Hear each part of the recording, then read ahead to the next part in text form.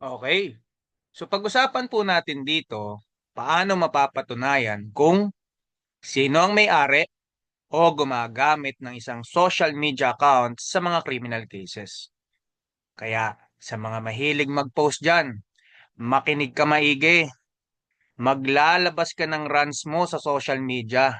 Tapos pag natauhan, biglang itatanggi. Uy, hindi ako nag-post niyan or nahack po ang account ko. Ay talaga ba? Nako, baka hindi na po yan uubra.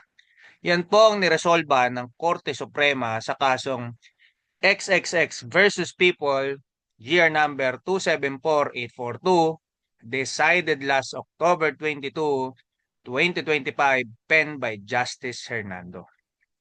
Ano ba nangyari sa kasong yan? Well, ang nangyari kasi dito, nag-post ang isang lalaki sa kanyang Facebook account na nag-cause ng psychological violence sa biktima.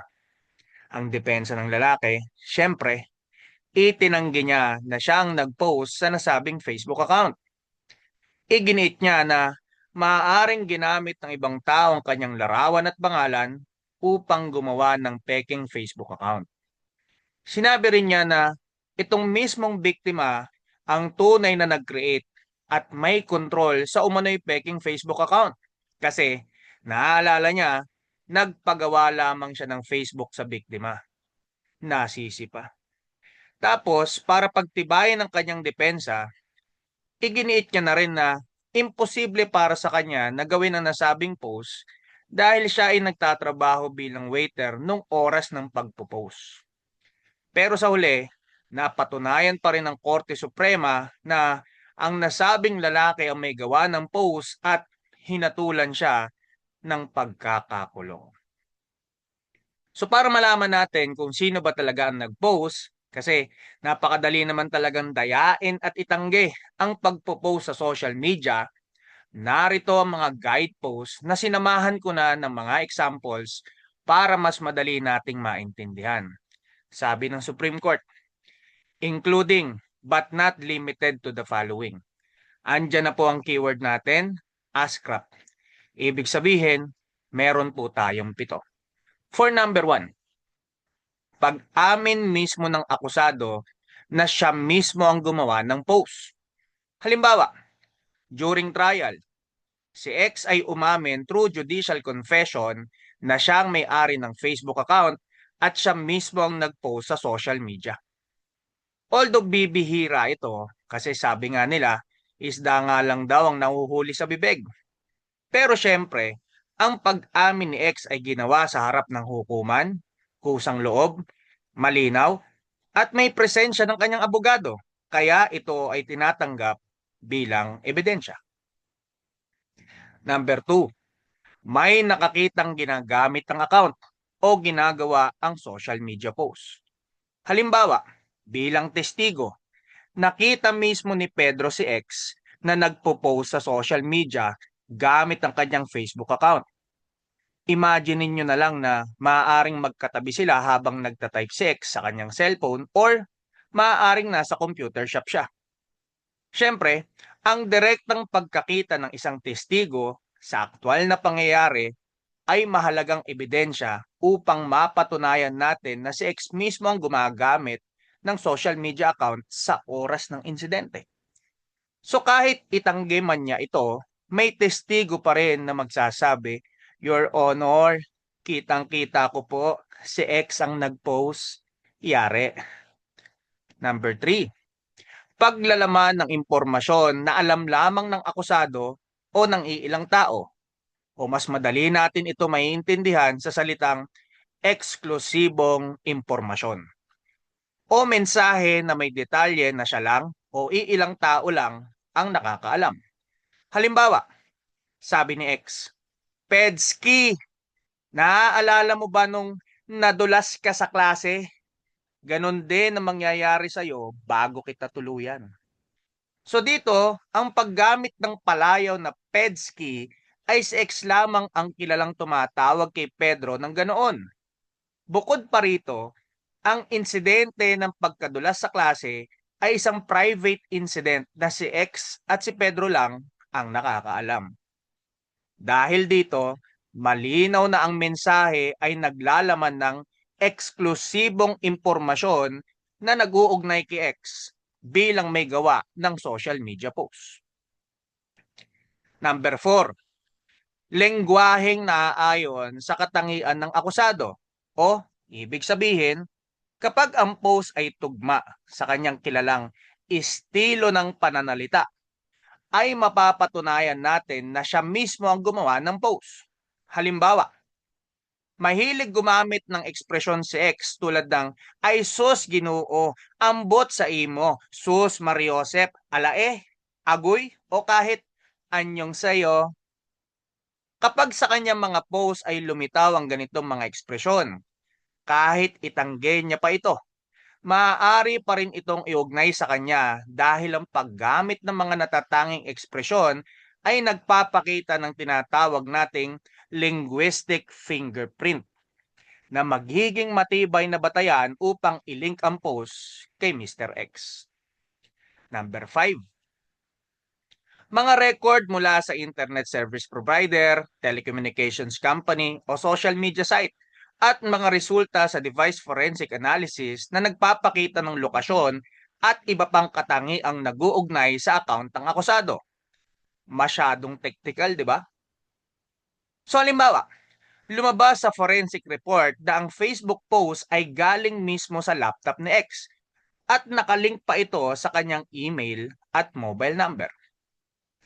Number 6, mga kilos na naaayon sa mga dating post. Kagaya ng kaso ng Catan versus People, 2023 case, na may kinalaman sa isang robbery incident.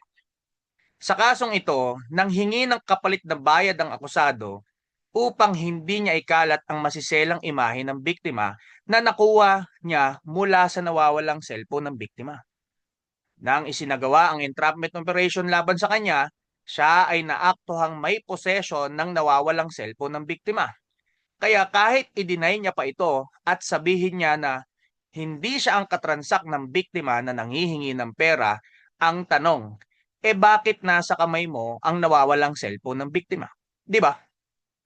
Parang parehas din ito sa kasong Asa versus People 2021 case na kung saan lumitaw mismo ang akusado sa meeting place. Well, itinanggi nga ng akusado ang paratang na robbery laban sa kanya, ngunit hindi naman niya kinwestiyon kung siya ba ang katransak ng biktima sa social media bago mangyari ang entrapment operation.